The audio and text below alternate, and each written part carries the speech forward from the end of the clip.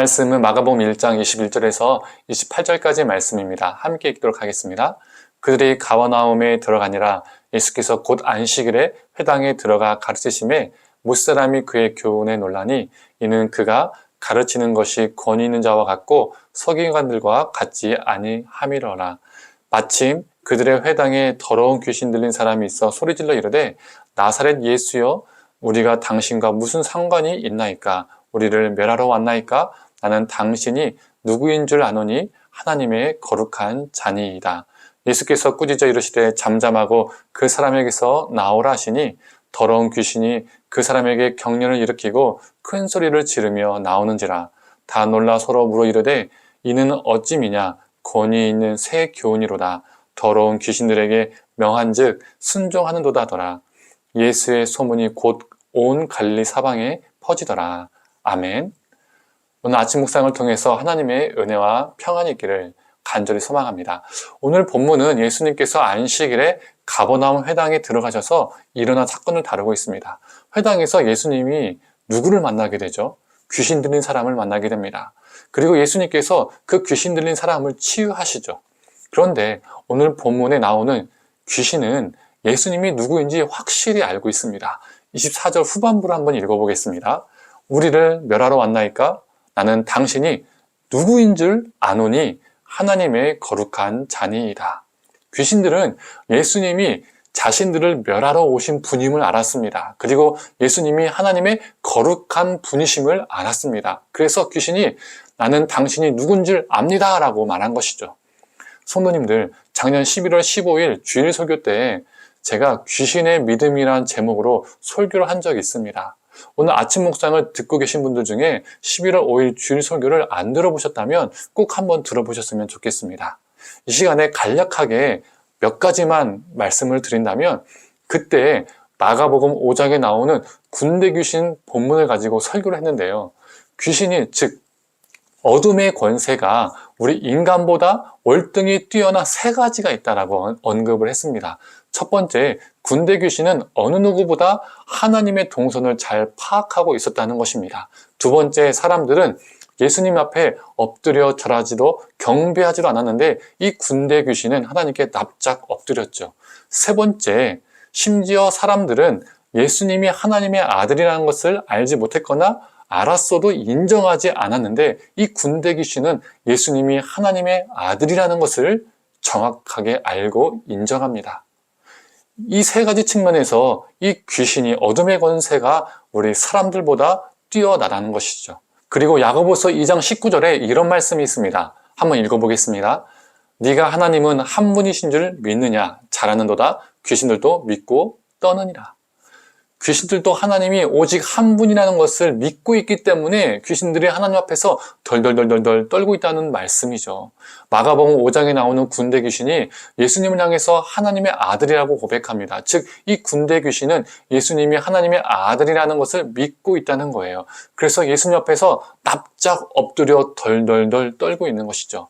오늘 본문인 마가복음 1장 그리고 마가복음 5장 야고보서 말씀을 종합해보면 귀신들은 하나님이 한 분이라는 것도 제대로 믿고 있습니다. 그리고 예수님이 하나님의 아들인 것과 하나님의 거룩하신 분임을 믿고 있습니다. 또한 예수님이 자신들과 같은 어둠의 권세를 멸하러 오신 분이시라는 것도 알고 믿고 있습니다. 그래서 고백하고 엎드려 절할 줄도 아는 것이죠. 그런데 이것을 믿음으로 본다면 귀신도 믿음이 있는 겁니다. 그렇다면 누가 천국에 정말 많이 들어갈까요? 귀신들입니다. 천국은 귀신천지가 되는 것이죠.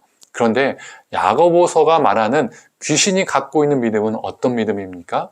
인지적 동의로서의 믿음입니다. 그 당시에 헬라적 사고가요, 그 세상을 지배했었습니다. 헬라적 사고에서 믿음이란 인지적 동의였습니다.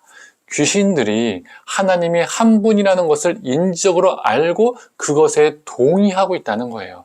그래서 야고보서 2장 19절 말씀인 네가 하나님이 한 분이신 줄을 믿느냐? 잘하는도다. 귀신들도 믿고 떠느니라. 이 말씀을 이렇게 바꿔볼 수 있는 거예요. 네가 하나님은 한 분이신 줄을 인지적으로 알고 있느냐? 잘하는도다. 귀신들도 인지적으로 알고 떤다. 이렇게 바꿀 수 있다는 것이죠. 야고보는 귀신과 같이 인지적 동의로서의 믿음은 진짜 믿음이 아니다. 그건 귀신도 가질 수 있는 믿음인데 그건 진짜 믿음이 아니야 라고 말하고 있는 것이죠. 그런데 하나님의 사랑과 귀신이 갈라지는 부분이 있습니다. 오늘 본문 24절의 전반부 말씀입니다. 귀신이 예수님께 하는 말이죠. 나사렛 예수여, 우리가 당신과 무슨 상관이 있나이까? 귀신들은 우리 인간들보다 하나님에 대해서 인지적으로 정말 잘합니다. 그런데 귀신들은 예수님을 자신들과 상관없다고 여깁니다. 귀신들에게 예수님은 상관없는 분이에요. 예수님을 나와 상관 있는 분으로 여기느냐, 여기지 않느냐, 여기에서 갈라지는 것입니다.